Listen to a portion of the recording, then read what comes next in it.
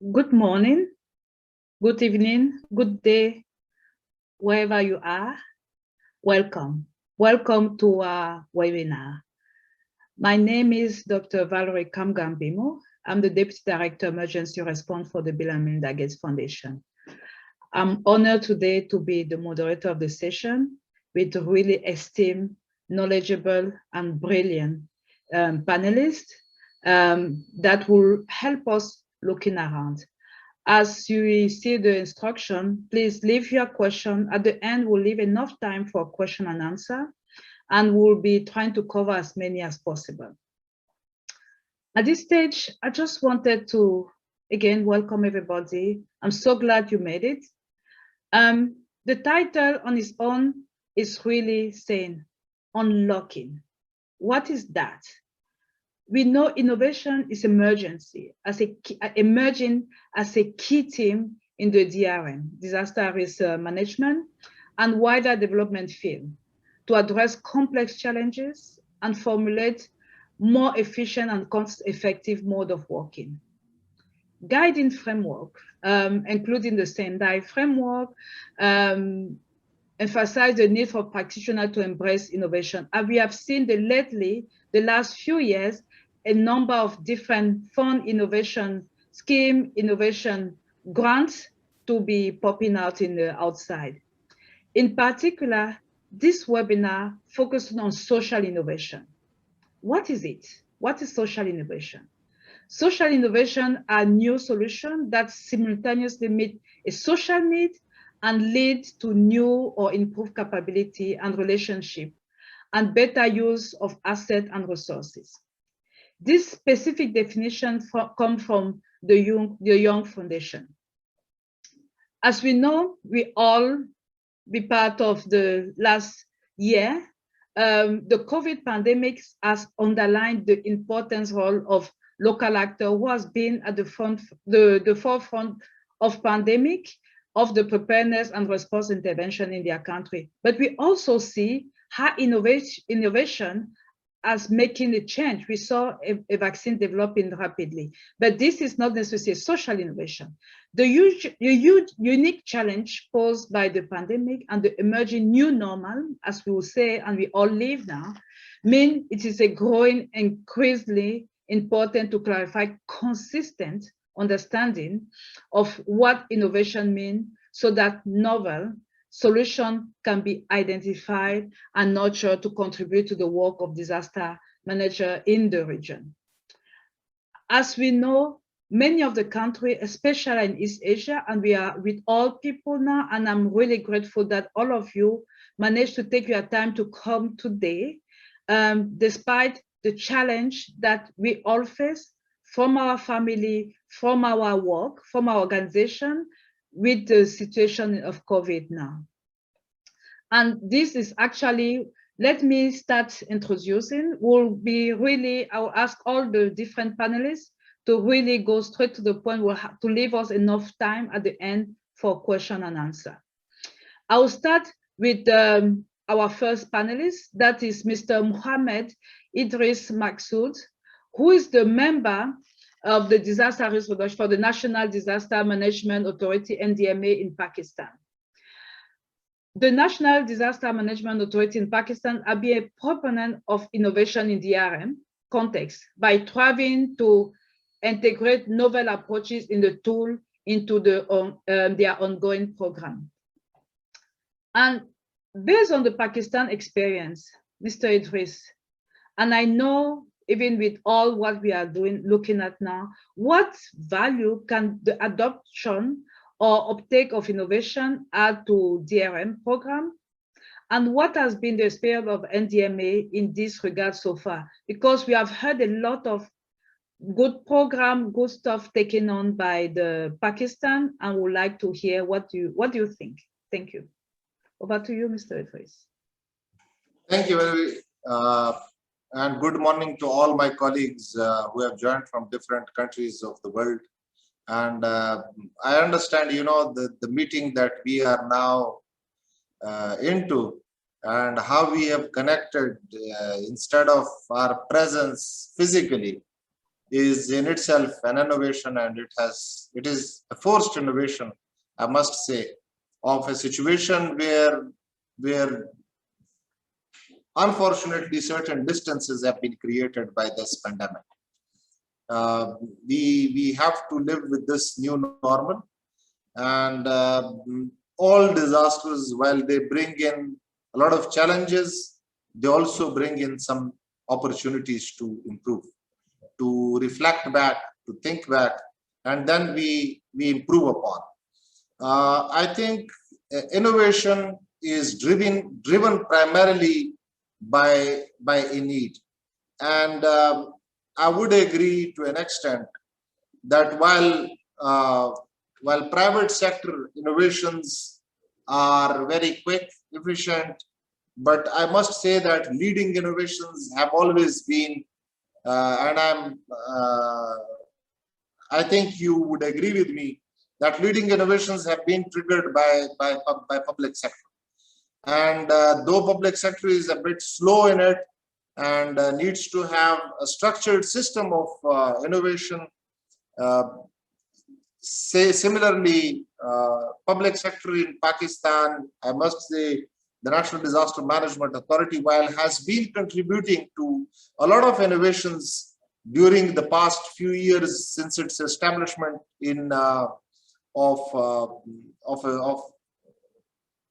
2007 or 5.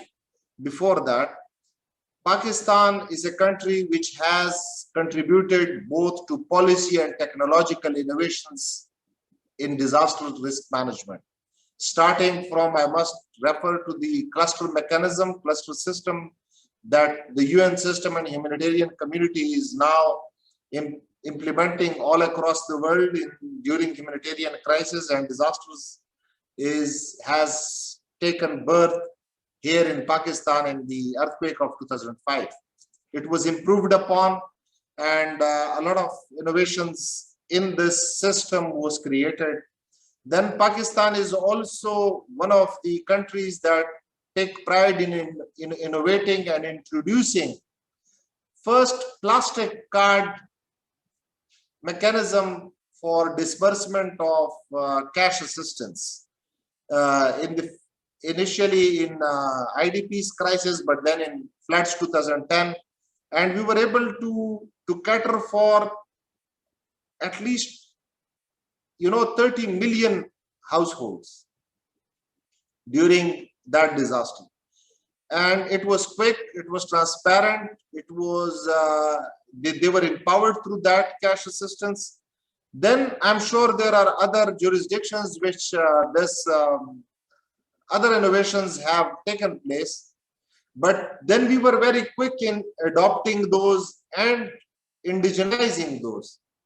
For example, there are NERA guidelines for quick assessment, rapid assessment. Then there is this early warning dissemination mechanism through SMS-based alerts to specific communities. We have done that. We have also adopted, some of our humanitarian community partners have adopted START Networks initiative of linking risk financing with forecast-based insurance mechanisms. So all these, the human journey is all about improvement and innovation. And Pakistan is also trying to contribute to that. But I must acknowledge that public sector needs to gear up and have a structured mechanism of innovation. I would propose that the disaster management authorities or organizations all across the world needs to have a funding mechanism, a fair or exhibition where on annual basis that promotes innovations from academia, from communities. Some of the community members have immense potential for new ideas because they are facing those situations and they can come up with very nice solutions to their challenges. So we need to have a structured mechanism of research and promotion, or giving challenges to communities and academia to come up with certain solutions to certain problems.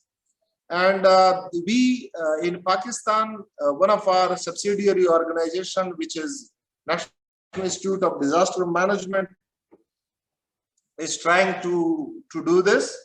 Though we have resource constraints and challenges of responding to mega disasters time and again, and then we have to switch our human resource to other jobs.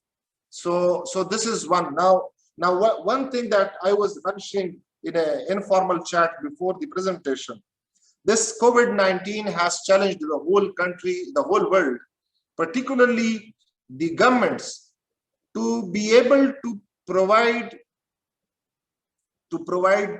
preventive and curative arrangements or mechanisms as quick as possible.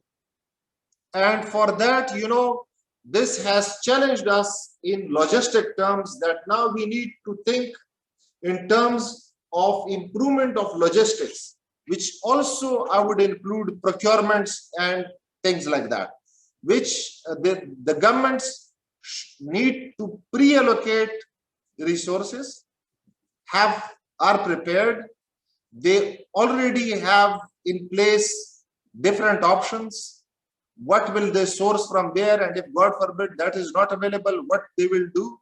And they are very quick in responding. And during disasters, I would, one of the legal facility that we have is that we have special law wherein we have been empowered to procure and make arrangements on emergency basis, where at times you don't have to look for those tedious procedures and just get the job done. That power has pre-positioned NDMA to support the whole health system during this pandemic. And one of the success factors of Pakistan in first and second wave was that we were able, despite resource constraints, we were able to bring in the paraphernalia, that is testing kits, ventilators, personal protective equipment from all across the world in the quickest possible time, and we provided that to the health workers so that they can work with peace of mind. And now our priorities are to provide vaccination to the whole population. So this kind of legal patronization you also need. And I would stop here, and I would like to hear from others.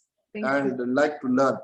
If I have to go, my colleague Mr. Raza Iqbal directly would support. Thank you. Thank you, Mr. Idrees.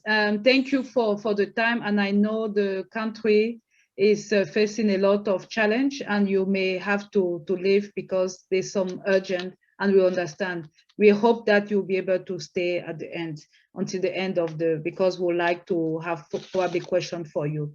And I think you mentioned some few initial, even simple innovation. We have been forced, all of us, to be with the connectivity with COVID to innovate, but also challenges with innovation. The challenges of the crisis bring opportunity for change or improve what we are doing. And you really mentioned a lot of the work that was done in Pakistan, started with the cluster. I know a lot of people here in 2005 didn't even know what was going on, but the closest system started there. And I remember that situation, but also the challenge that if we face by, we don't innovate just the day of the disaster, we have to innovate when it's we have to prepare and put procedure in place.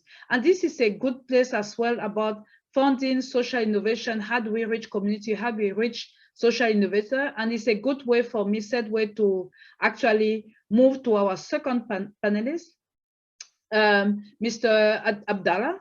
Khoory is a Grand Manager at Expo 2020. Expo 2020 Dubai has remarkable experience in sourcing, funding, and protecting creative solutions that improve life while preserving our planet. with the but of course, like everyone else, the Expo 2020 will start in 2021. Like all of us, the delay by 1 year, but it become an opportunity for Expo Live is supposed to work closely with its startup community over the next year to provide additional grant, funding, and technical assistance as these startups navigate to the upcoming challenges and implementing their solution in their landscape. Abdulla, I've been following Expo Live and Expo 20 and the amazing work that you are doing and even how you actually bounced with the COVID and all that thing. My question for you, what are some of the key principles which Expo 2020 Dubai and Expo Live follow to effectively identify and nurture innovative solutions relevant to the humanitarian context? Because I know you have been looking at that across the world. Mr. Yes, Abdulla? I have. Thank you, Valerie, again for having me and for the ATPC team for hosting this amazing panel. Before I get into that question, Valerie, I just want to explain what Expo 2020 Dubai is. I know that many people might not have even heard of it, so really it's my pleasure to be here today to share with you those insights. So what are World Expos? World Expos are large-scale international events. They're usually a 6-month-long mega event and serve as a bridge between citizens, governments, and companies to connect. The first World Expo was actually in London in 1851, where they invested the profits of that event into being a center of educational and cultural institutions in London. That area, for those who are familiar with London, is the Imperial College, Natural History Museum, Royal College of Music, Science Museum, and even the Victoria and Albert Museum. So really, you can really see the impact of that lasting legacy of the South Kensington area till today. And that's something that we want to create here at in the UAE. Throughout history, so many things that we take for granted have been first exposed at the World Expo, whether it's the Seattle Space Needle, the Eiffel Tower, the typewriter, the television, the X-ray, and so on. Even ketchup. I mean, there's so many things that we might not even realize, but we're first exposed there. So you can only imagine what we will expose here in Dubai in October. So far, our team has confirmed 190 plus countries to participate and seeks to welcome 25 million visits into the country. Here is the Expo 2020 Dubai Master Plan to give you an insight of the scale of the event. It is going to be 438 hectares big, and each country will have their own pavilion to showcase at the site. This is something that has never been done before to this magnitude. And the theme for this year is connecting minds and creating the future. Again, Valerie, one point to you of how we're fostering innovation is how we're bringing people together from all over the world. You can think of this as a huge crowd-solving platform for the world's biggest problems. Here is just some pictures of our journey over the years and how the site has transformed. Expo Dubai has designed the master plan specifically to create a platform for the future, and 80% of what has been built will remain. And this includes infrastructure, roads, and public transport. This post-Expo site will be known as District 2020, and we like to think of it as the home of our future innovators, our thinkers, and pioneers. I forgot to mention that this is the first Expo that has ever been happened in the Middle East, South Asia region, as well as in the African continent. So it's really bringing innovation over to our side of the world and not necessarily always into the West. So this brings us to who we are in our department. We are called Expo Live, an initiative within this mega event. Expo Live is an innovation and partnership program with a fund of $100 million to seek and showcase social innovation from around the world. We are a global initiative in a global platform, so it only makes sense that our numbers reflect that. We provide grants of up to $100,000 per project. We accept applications from all over the world, and we are sector agnostic. We have projects in education, health, fintech, and agriculture, and so on. Overall, we have 14 sectors and hit 16 out of 17 of the SDG goals. Our requirements are simply that you need to be legally registered in your country and must be at a prototype level and beyond. Our main lens that we see our projects through is how innovative the project is. What is the wow factor? Is it going to wow the reviewer? And how potentially impactful the project is going to be. Each social entrepreneur that applies to our program goes through a double-blind procedure. where at least 2 reviewers evaluate the application without knowing the other person's score. This is one way that I would recommend we ensure equality and fairness in our applications, which fosters the highest quality of humanitarian innovation around the world. That concept of being highly selective is reflected in our figures. And over the last 4 years, we have conducted 5 rounds of calls for proposals, receiving 11,000 applications from 184 countries. We've reached 96% of the world.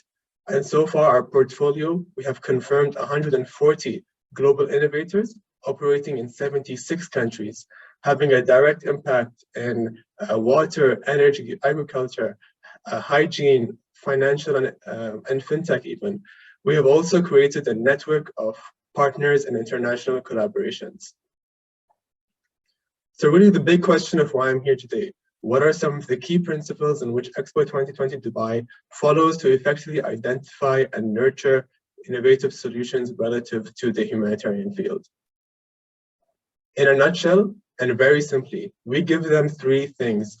We provide them with support, we give them exposure, and we go beyond just grant funding. We provide them with all of the resources that they need, as well as technical assistance. The picture you see in front of me will be the home of our global innovators during the 6-month event. We called it the good place. In 6 months, we will storytell and expose the innovations that we have funded. I'll provide you with 3 more detailed points on how we can foster humanitarian innovation at Expo Live. The first being, we engage the international community, going through relevant government entities worldwide. We believe that to support humanitarian innovation, we must first find it and seek it. And the reason why we were successful in reaching 96% of the world is because we leveraged our government's network, having Expo 2020 Dubai as our backbone to rely on. This made us tap into relevant ministries to spread the message across. So definitely go through your country's connections. And I actually applaud Mr. Mahsud for bringing this topic up of having public sector support when fostering innovation. Another recommendation is to have partnerships to work through or with other actors regionally and internationally. In the development field, we have a history of collaboration with UNDP, Acumen Fund, Ashoka, and USAID.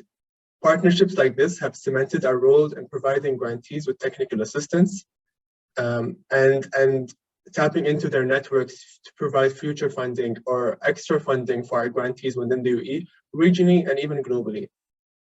We also set up a collaborative fund with the EMR unit from the Melinda Gates Foundation, and that's really why I'm here today. So thank you again, Valerie, for this opportunity. And then thirdly, and very importantly, that's often shrugged off, is that we foster a community of global innovators. What makes us unique and different from other grant programs from around the world is that every year we host a Global Innovator Summit and invite all 140 of our innovators from around the world to sit and connect and share ideas in the same room. They're all in a WhatsApp group and speak regularly on news and opportunities. It's like an alumni group. And I can't tell you of how many stories that's happened to us that when we bring people together, they work and collaborate on ideas and bring them together. Thank you so much, Abdulla. I know it's a short time and we can spend the whole day talking about it, because I saw some of the innovators and I saw how powerful all of that is. And then if I just summarize a few things, we need to find them, we need to seek and find them, but also we need to support them, we need to support the thing, but the more important is like technical support, money, dollars, but also create a community of practice.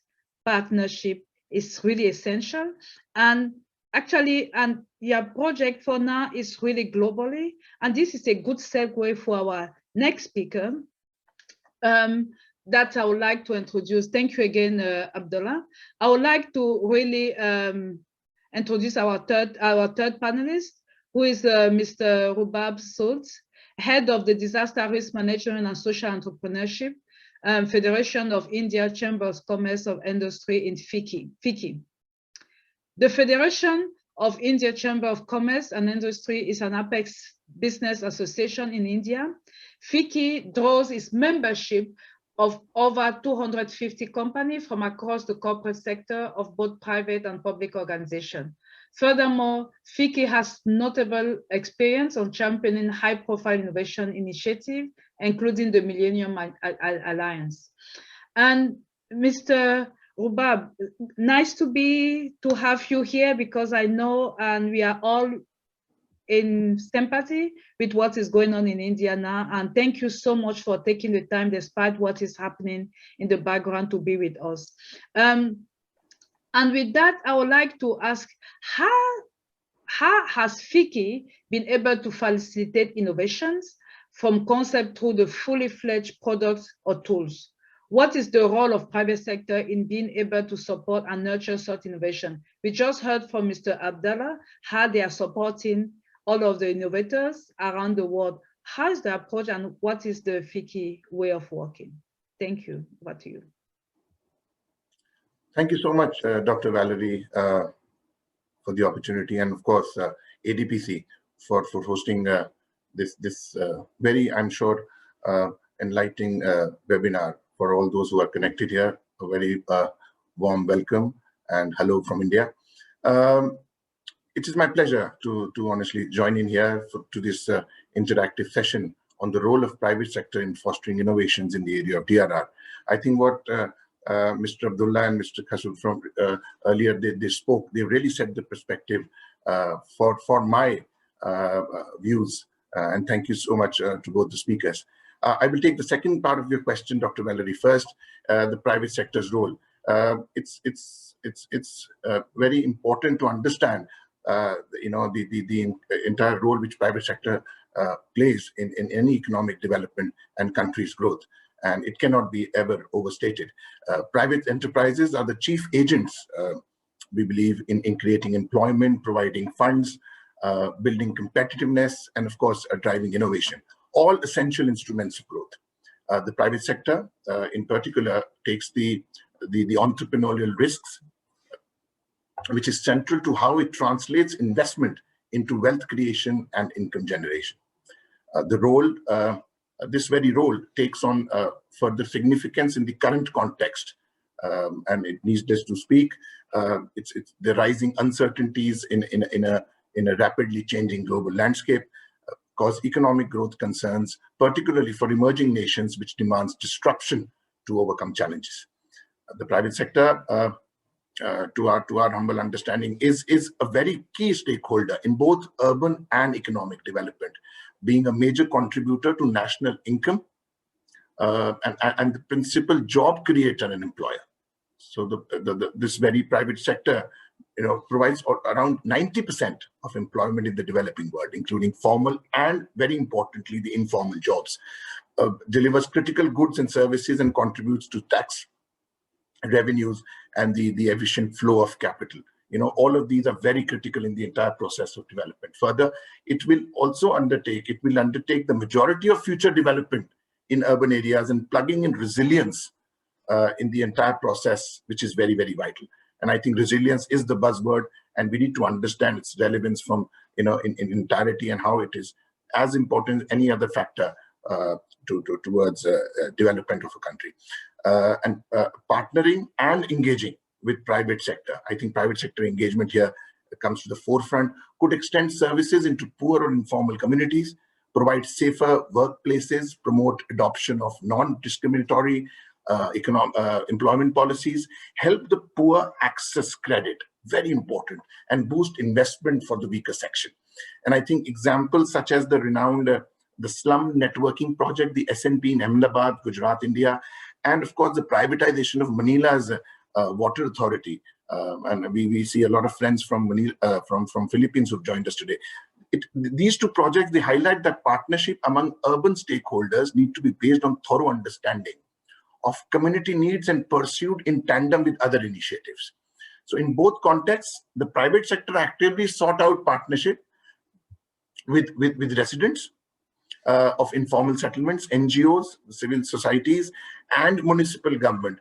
A strong example of inclusive development here, especially by including marginalized groups who were excluded from you know, as I earlier mentioned during our informal conversation, which were excluded from mainstream development, you know, based on perhaps their gender or disability or age or religion, caste, ethnicity, or maybe even poverty.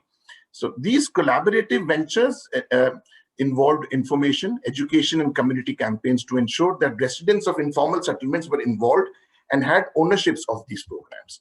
So this perhaps is a tested way of building resilience in the community and preparing them for emergencies through better life and income to build assets which will come in handy during disasters or any untoward situation. So coming to what FICCI does, very proud to be a part of FICCI, been there for over a decade. I've been a part of the FICCI's Center for Technology Commercialization. We have a separate vertical, which has been at the forefront of bringing indigenously developed innovative technologies to global markets and imparting training on best practices of commercialization amongst innovators, deriving strength from FICCI's network and expertise. Happy to share with all the audience, you know, the center is rightly poised to partner with various entities to implement nationwide programs to bring maximum development impact. Center currently executes, runs programs, various programs, and had immense success and actual impact on ground. Over 150,000 jobs, direct jobs, have been created through the initiatives under the center. And I'll take a moment to also share that FICCI is the partner to Government of India, the exclusive partner to Government of India while we participate in World Expo 2020. So all the groundwork, the coordination for the Government of India has been done by FICCI. Our center has been running successfully now. Various innovation challenges such as the Millennium Alliance, which is an exclusive and inclusive platform to leverage Indian creativity. Very, very important. I think we've really sort of, you know, done a decent job in this, where we leverage Indian creativity, as I said, expertise and resources to identify and scale innovative solutions being developed and tested in India to address developmental challenges that will benefit the base of the pyramid population across India. And through our partners, you know, it's a public-private partnership platform where USAID, UKID, ICO, World Bank, all of them are partners. And we've also reached out under the India South-South Cooperation Treaty to African countries, to Afghanistan, Nepal, and even Bangladesh, where we've created some social impact using these technologies. And the other one is, of course, the India Innovation Growth Program 2.0, which is a unique tripartite initiative of the Department of Science and Technology, Government of India, Lockheed Martin, and Tata Trust, supporting the Government of India's mission of Startup India and Make in India, the two flagship initiatives of our government, which enhances the Indian innovation ecosystem by enabling innovators and entrepreneurs through the stage of ideation and innovation.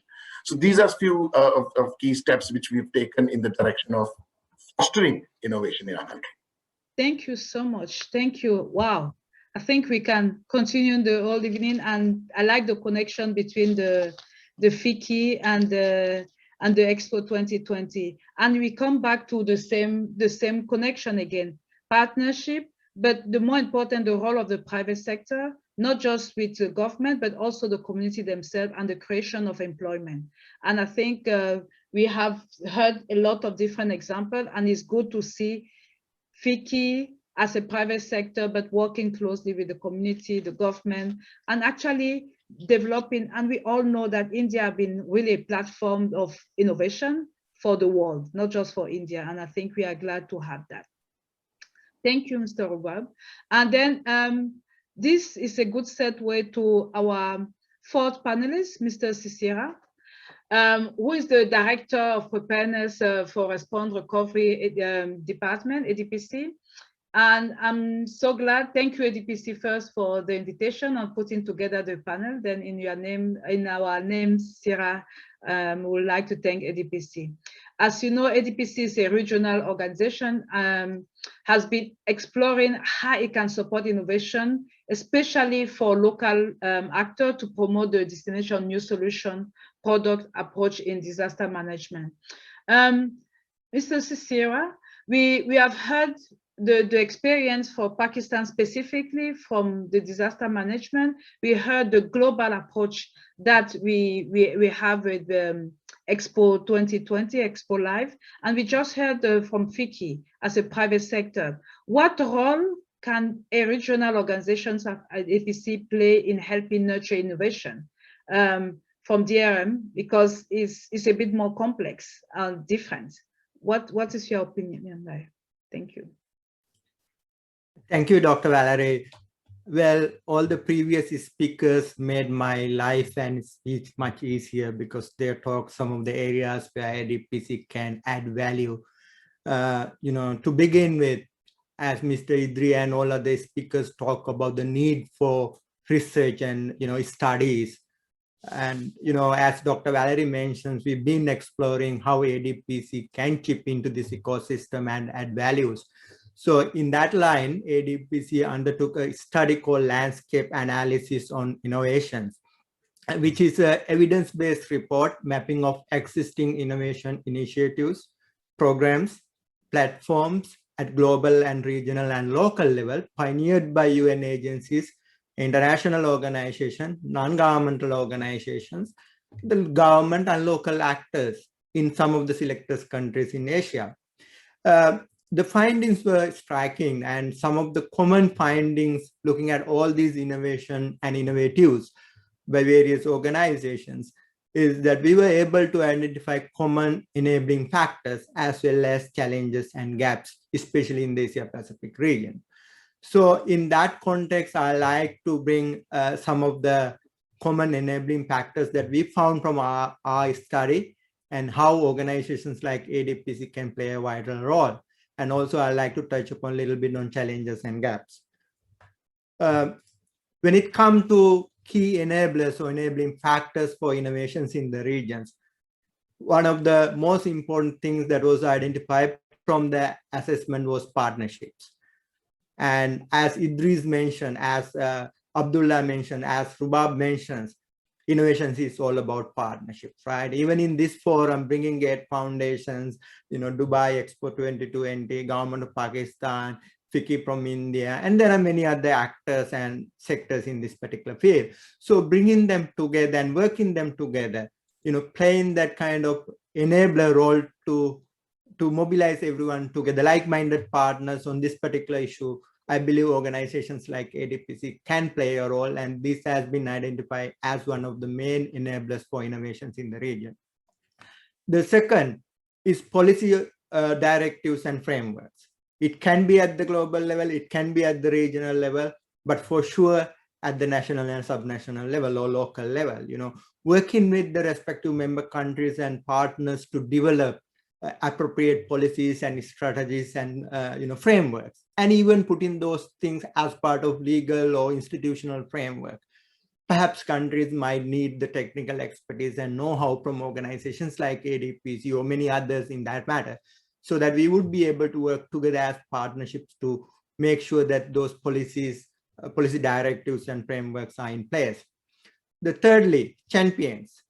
We do not believe that champions are always with, expert organizations like ADPC or any other organization. Yes, we do have expertise and, expert, but when it comes to innovations, innovators or champions might be in one of the panchayat in India. So it might be in one of the village in Pakistan, or it can be in one of the upazilas in Bangladesh, or it can be in, one of the village in Sri Lanka, for example, right?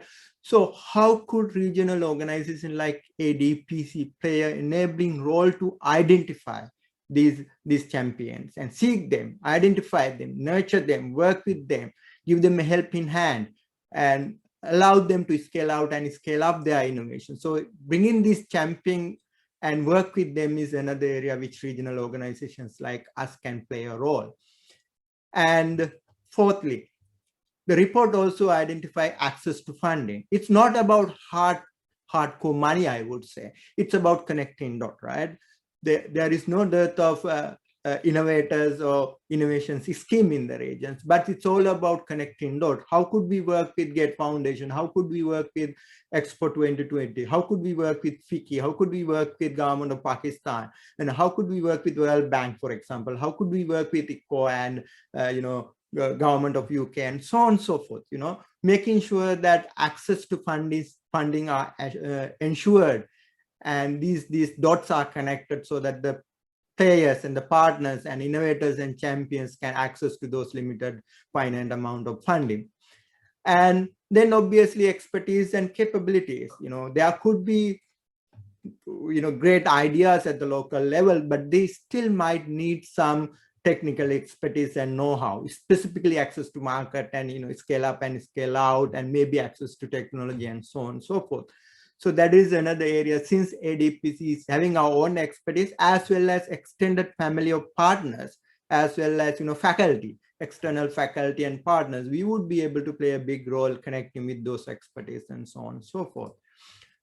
Some of the challenges is basically lack of engagement the report has identified, especially in the DRM sector. Unlike in the corporate sector, engagement seems to be one of the biggest challenges. So, ADPC, through our regional platform like Asian Preparedness Partnerships or Regional Consultative Committee on DRR or any other global or regional partnership, we should be able to support that engagement process. And then collaboration and coordination is another challenge that we would be able to chip in and fill in. And absence of dedicated social innovation mechanisms for DRM in the regions. There are innovations around specifically focusing on technology and, other high-end big data and so on and so forth, but not necessarily on social innovation. Stay tuned, we are going to launch social innovation schemes toward the end of this webinar, and ADPC would be able to play a bigger role focusing on these areas such as social innovations. And sustainable funding, looking at the government budget, looking at the regional budget, looking at the private sector funding, looking at the philanthropies funding and so on, is another challenge that we may want to work together as partnerships and promote access to funding.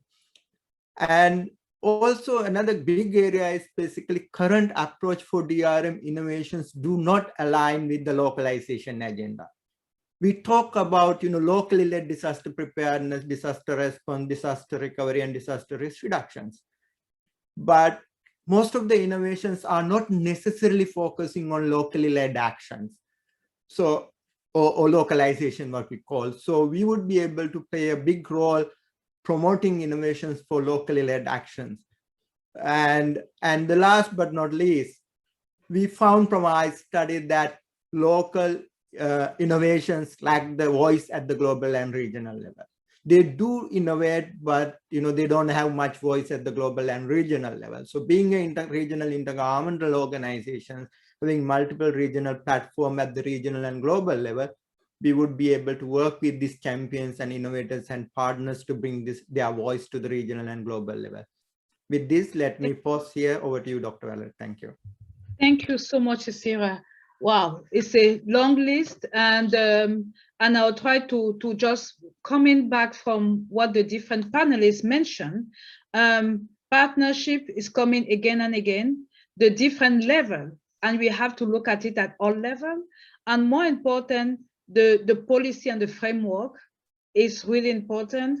And also, and we heard it with different presentations, you have to seek the innovator and the champion, to find them, to support them. And it's not just about money, but also create that community of practice.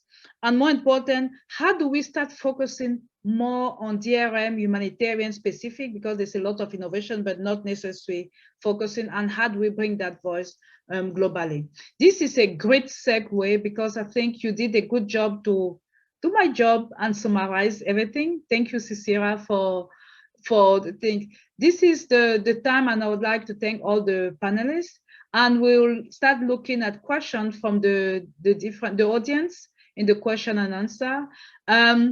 The first question I would like to actually ask, there was a lot of questions on the Expo 2020, but Abdulla, I would like to ask you the first question.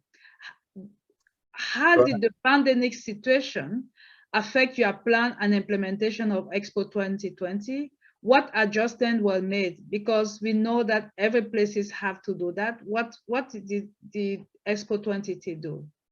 Okay, thank you for that question. So I'd say the main thing that happened was obviously that Expo 2020 was supposed to happen in 2020. It was supposed to happen last year in October, but because of the pandemic, we did have to delay our plans to this year on the 10th month of this year. We are very lucky to be in a country in the UAE where vaccination rollout plans is now reaching halfway through the population. So 50% of our population is actually vaccinated. And we're, I think, second or leading in the worldwide with Israel moving forward. So that, I think, is the main thing, that how it impacted us. But we are optimistic to go back to what we were last year as well. Thank you so much. And I know even this has been also an opportunity to support better the social innovators and to help them. And we saw some emerging innovation that came out from COVID with the innovator to actually use the challenge as an opportunity. Yes. One thing we learned is that our community of global innovators around the world, they were actually at the closest proximity to their communities. And so they were the fastest agents of change around the world. As Valerie mentioned previously, we do not fund large multinational organizations like Mercy Corps or of these big names that you hear. We really inject funds directly within those communities to individuals and startups in places, in rural villages in Bangladesh, in farms in Mali, in jungles in Peru. So we really go within the community to support them, and we see that they are the fastest acting change for social impact. Thank you so much, Abdulla. I hope Mr. Rubaab is still around, or his colleague could answer. There was one question to the NDMA in Pakistan. What step through policy or initiative can government take to support or foster innovation at the local or community level? Mr. Rubaab? Yeah, Dr. Valerie, can you please can I have the question again, please? Yes. What step through policy, you mentioned even the policy or initiative can government take to support or foster innovation at the local? You mentioned some of that. This is for the NDMA. Is he still there? Sorry, Mr. Idrees. If it's not, because I think it's more for the government, but actually because also FICCI is working closely with the government, we can start with you, Mr. Rubaab, and then we'll go to Idrees if he's still there. Thank you. So it is a very, it's sort of validated and a verified concept that, all innovations at the grassroots level, they are the best innovations to be scouted for, to be looked for, and to be nurtured, to address problems at the grassroots level. There are solutions, and I think government is working very actively, especially in India, through various initiatives, various policy changes also from the Prime Minister's office, which has a principal scientific advisor now, is a very strong reflection that how the government of India looks into policy changes to bring about social impact and social change. And programs like Millennium Alliance is a classic example. It only addresses social issues through solutions which have relevance and impact in social areas. Like when we talk about education, scouting for innovations in education, we only talk about early grade reading. When we talk about health, we only talk about maternal and child health. So if we know the pain areas, we need the pain points, and I think the policy has to be driven in that direction where we address those issues, and a lot of solutions are available at the grassroots level. So getting them involved, as I said, social inclusivity is very important. Inclusive development is where we involve the marginalized group, and I think that is a strong policy issue which all governments should look into, that unless you involve the communities, change will not happen. Thank you. I think there's a lot of words that I heard a lot, not without us. With us or not without us, and we need to be part of the table if the solution is ours. And I think this is a really good way to respond. I don't know if we still have the NDMA to respond from the perspective of government, what do you think is the best way to approach it? Valerie, I'll just take cue from what Cicera just said, that innovation is all about partnerships. So like, I'll just give you an example of Pakistan Resilience Program, or PRP, that we have already established. It's a consortium of different organizations. It includes the government also, it's civil society as well. And there are so many other partners from the private sector. So collaborating with them, with the media and with the academia, you know, for enhancing the preparedness and emergency response for in the country, that has been one of the innovations that we have undertaken very successfully, and we are still going on in that. Thank you. Thank you so much for the response. And I think, because I really want to direct another question, Mr. Cicera, you mentioned the coordination and the regional work, and I was wondering, we heard about the APP. Can you tell more about the APP, the Social Innovation Grand Challenge? You mentioned the Grand Challenge. How can this mechanism provide support for innovation or DRM in the region? You mentioned that we want to have localization agenda, we want to have specific DRM. What is it, and what are you doing as a APP or through ADPC? Thank you. Sure, Dr. Valerie, thank you so much. You know, I'm sure most of you are quite familiar about Asian Preparedness Partnership, which is a multi-country, multi-sector partnerships established by the 6 Asia countries, and ADPC serve as the secretariat.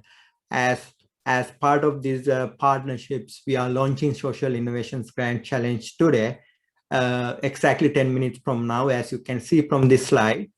And applications for expressions of interest for the APP Social Innovation Grand Challenge will be open on 5th today at 1 p.m. Bangkok time. You could go to this APP website. You can see the link in this one. I would also Secretariat to type in the chat box so that you can directly access from your device.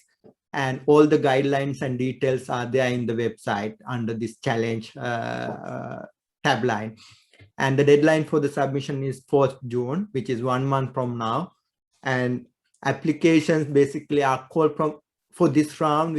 It's an open challenge for the local actors, individuals affiliated with eligible organization in APP countries, namely Cambodia, Myanmar, Nepal, Pakistan, Philippines, Myanmar, and Sri Lanka. So these are the countries for this round. So individuals and organizations may need to work with the national chapters of those countries and submit their expressions of interest if they are quite keen on this one. And the focus is on social innovations. I like to re-emphasize the meaning of social innovations, as Dr. Valerie mentioned at the beginning part of the webinar, that social innovations are new solutions that simultaneously meet a social needs and lead to new or improved capabilities and relationships and better use of assets and resources.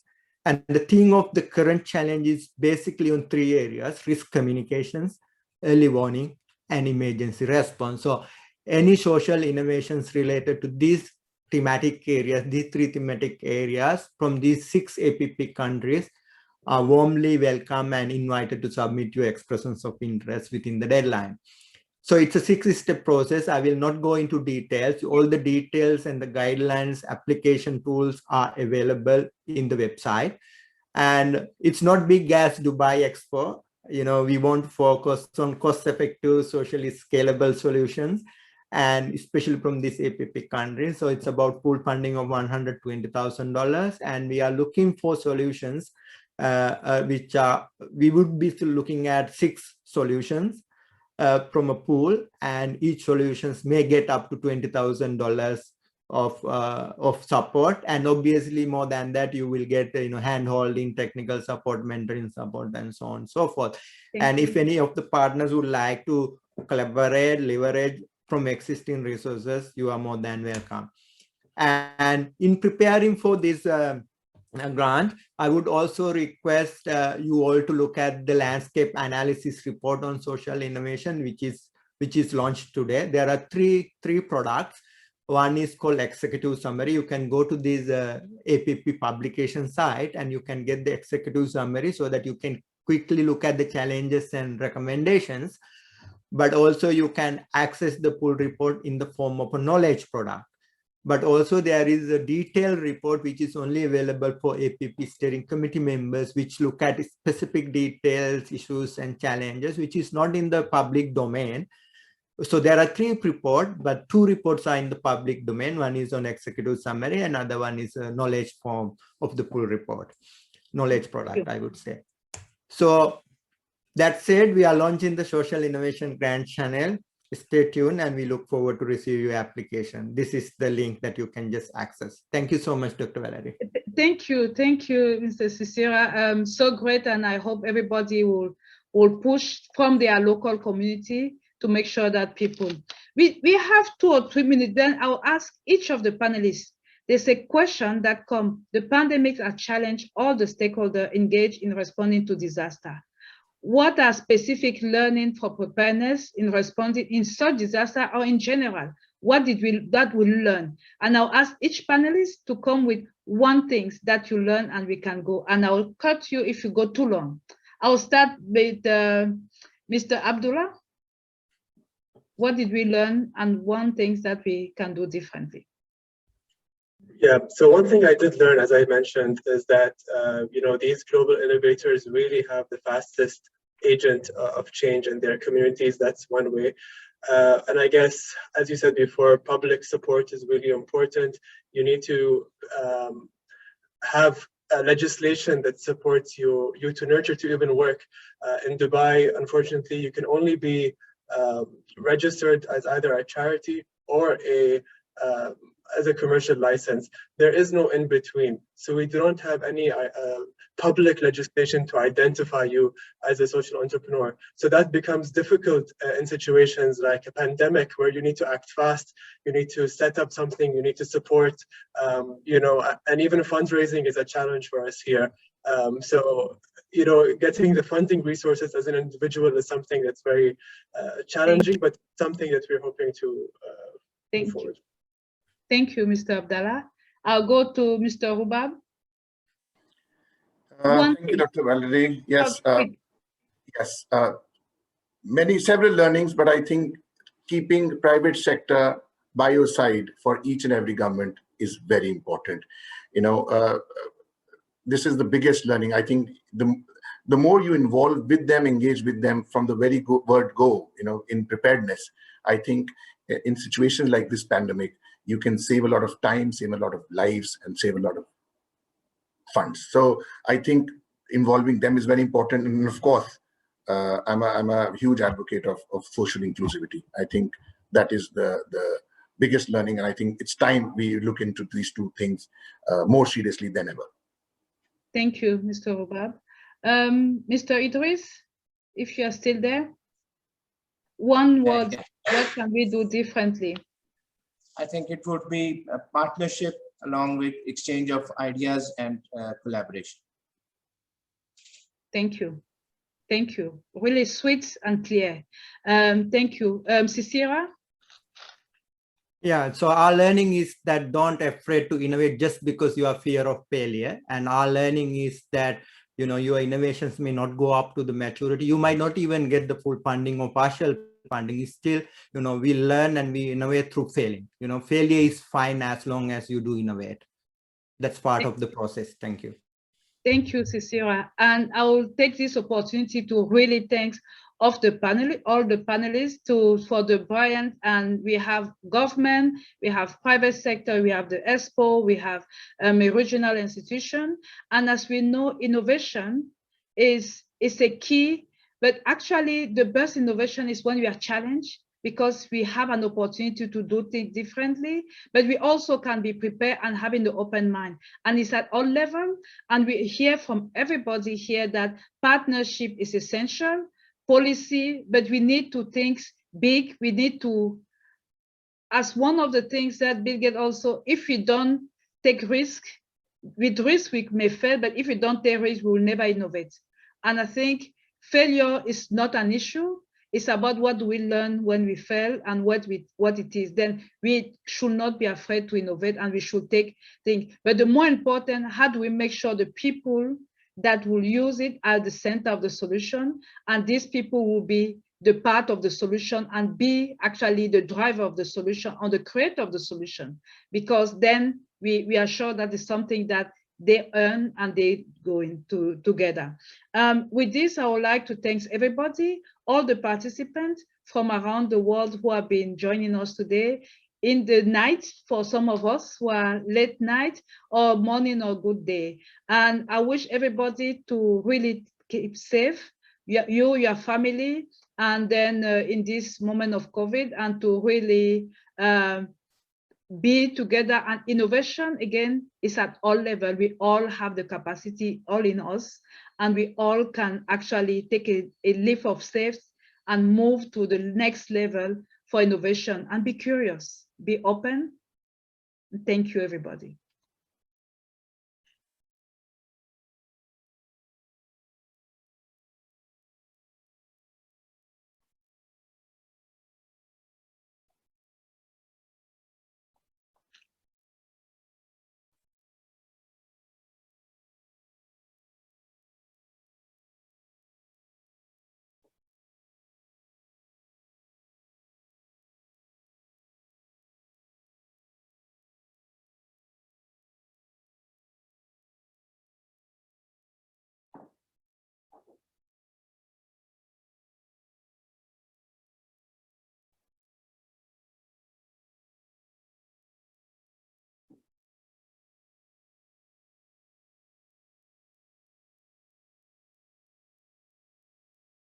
Thank you, panelists, for the great job. And apologies if I push you a little bit too much, but thank you for your concise and clarity in your point today. Thank you, Valerie, so much. Thank you, Dr. Valerie. Always a pleasure. Thank you. Thank you, Cecilia, Killian, and everyone in ADPC. Thank you so much for this opportunity. Thank you, everyone. Thank you, Dr. Valerie, Abdulla, Rubaab, and Idrees, and